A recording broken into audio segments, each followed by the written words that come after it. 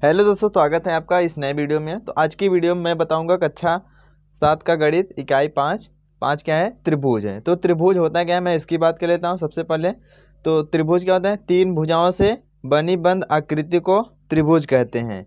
तीन भुजाओं से बनी बंद आकृति कोई भी रहेगा उसको क्या बोलते हैं, त्रिभुज। जैसे मैंने यहाँ त्रिभुज बनाया हुआ है ABC। देखिए इसमें क्या है, तीन भुजा, एक भुजा क्या है AB, दूसरी BC, तीसरी क्या है AC या CA।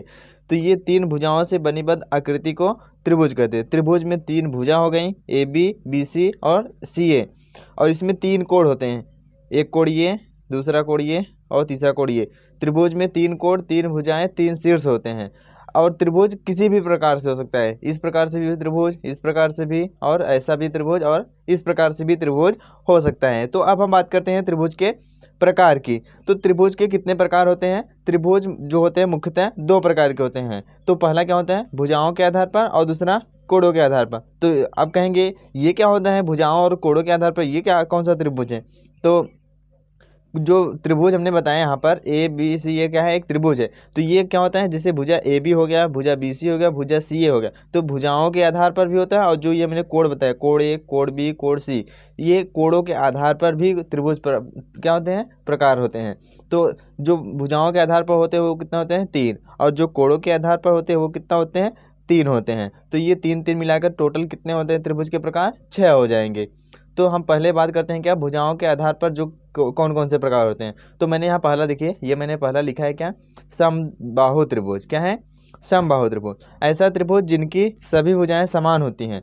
ऐसा त्रिभुज जिनकी सभी भुजाएं समान होती हैं। जैसे मैंने एक त्रिभुज बनाया है, इसका नाम कर सकते हैं A, B और C। तो ये क्या है, सभी भुजाएं इस त्रिभुज की क्या है, समान है। तो इस प्रकार से ये कौन सा त्रिभुज हो जाएगा, समबाहु त्रिभुज। तो अब हम बात करते हैं दूसरा नंबर क्या है, समद्विबाहु त्रिभुज। तो समद्विबाहु त्रिभुज क्या होता है, समद्विबाहु त्रिभुज ऐसा त्रिभुज जिनकी केवल भुजाएं, जिनकी केवल दो भुजाएं, क्या, केवल दो भुजाएं। जैसे मैंने ये त्रिभुज बनाया है AB और ये हो गया C। तो ये देखिए AB जो भुजा है और वो क्या है, AC के बराबर है। यहाँ लिख सकते हैं AB बराबर AC भुजा।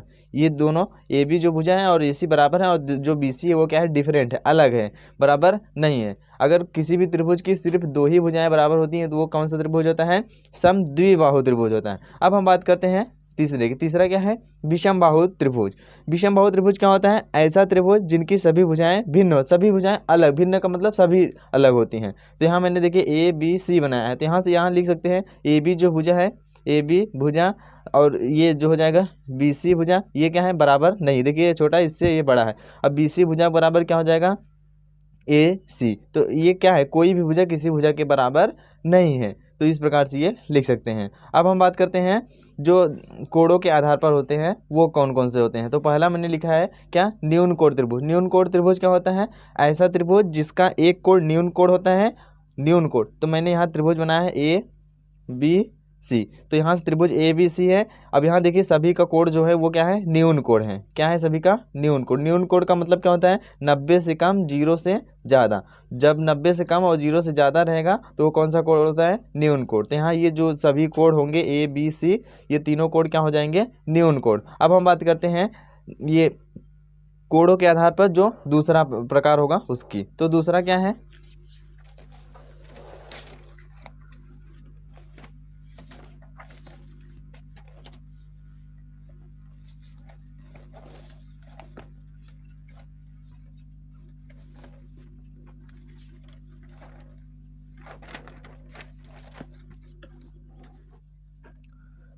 तो दूसरा है क्या, समकोण त्रिभुज। समकोण त्रिभुज क्या होता है, ऐसा त्रिभुज जिसका एक कोण 90 अंश का होता है। समकोण का मतलब ही होता है 90 अंश। तो मैंने यहाँ देखिए त्रिभुज बनाया है AB और ये क्या हो गया C। ऐसा त्रिभुज जिसका एक कोण 90 अंश होता है उसे समकोण त्रिभुज कहते हैं। तो देखिए इस त्रिभुज ABC जो मैंने बनाया है इसका क्या है, एक कोण 90 अंश है। अब ये जो समकोण त्रिभुज होता है ऐसा सीधा भी मिल सकता है, इस प्रकार से हो, या इस प्रकार से हो, या इस प्रकार से भी मिल सकता है। किस प्रकार से, इस प्रकार से आप देख सकते हैं।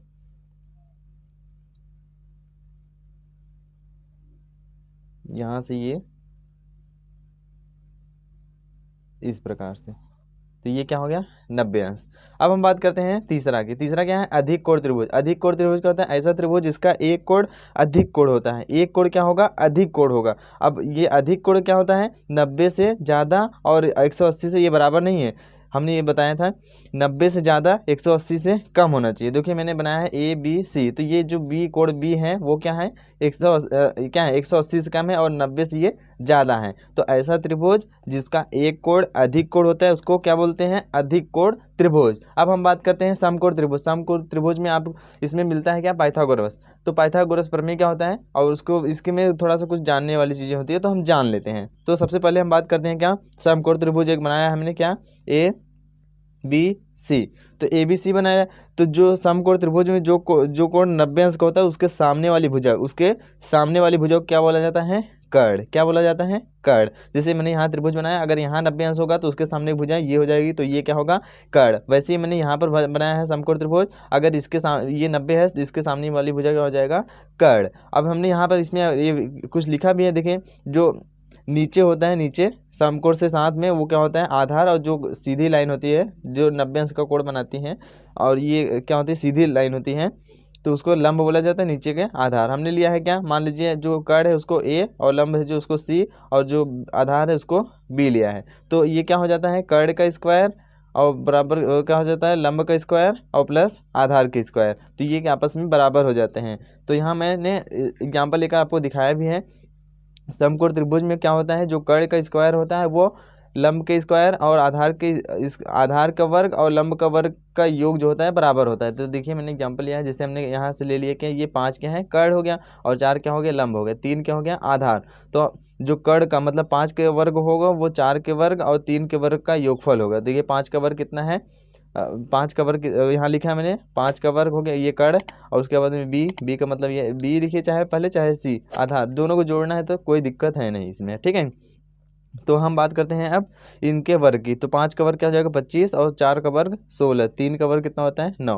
देखिए 25 हो गया और 16 में 9 जोड़ेंगे 25, तो ये क्या होता है आपस में बराबर होता है। तो अब हम बात करते हैं पाइथागोरियन त्रिक। पाइथागोरियन त्रिक क्या होता है, पाइथागोरियन त्रिक होता है क्या, क्या होता है, जैसे मानिए कोई पाइथागोरियन जो त्रिक होता है ये भी क्या होता है, समकोण त्रिभुज में ही लगता है। मान लेते हैं समकोण की दो भुजाओं का लंबाई क्या है 2n और n² - 1 है।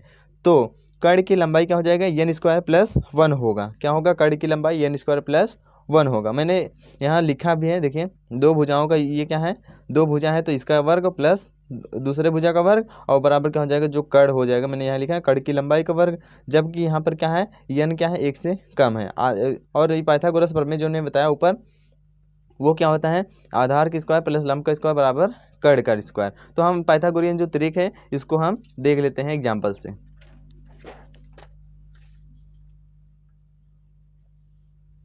तो मैंने एग्जांपल लिया है क्या, 3, 4 और 5 लिया है। तो पाइथागोरियन त्रिक इसमें हम लगा कर चेक कर लेंगे। जैसे हमने क्या किया है, 3 का वर्ग कर दिया कितना हो गया 9, और वैसे 4 का वर्ग कर लिया कितना हो गया 16। इन दोनों को जोड़ेंगे कितना आ जाएगा 25। वैसे ही अगर हम 5 का वर्ग कर देंगे ये हो जाएगा 25। तो ये क्या है, दोनों क्या है बराबर है, तो ये क्या है पाइथागोरियन त्रिक है। अगर ये बराबर नहीं होते तो पाइथागोरियन त्रिक नहीं होते। जैसे मैंने लिया है 9, 8, 9, 12, तो 8 का वर्ग 64, 9 का वर्ग कर लिए कितना हो गया 81, और 12 का वर्ग कर लिए कितना हो गया यहाँ पर 144। अभी देखिए इन दोनों को मैंने जोड़ा है, 64 और 81 जोड़ेंगे 145, और 12 का वर्ग कितना होता है 145। देखिए 145 और 144 क्या है, बराबर नहीं है। तो ये क्या है, पाइथागोरियन त्रिक नहीं है।